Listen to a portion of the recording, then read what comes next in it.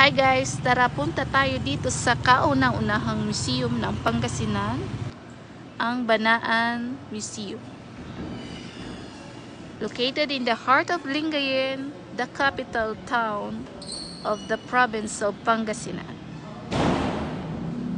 Alam niyo ba guys na ang Banaan is a Pangasinan word that means tagpuan or meeting place. Ayan guys, ang official seal ng Pangasinan. Tapos, ito yung isa sa mga pwede nyo makita sa loob ng museum.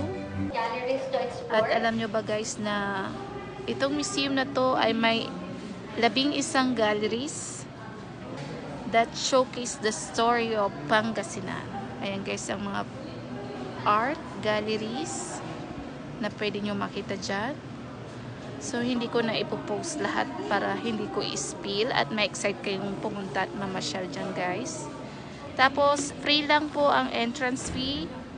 I-scan nyo lang po ang QR code na makikita sa harap ng museum. Ayan siya guys. And then, pwede nyo i-visit yung kanilang page, Si Pangasinan. Ayan yung online reservation. And that's it for today's video. Thank you for watching.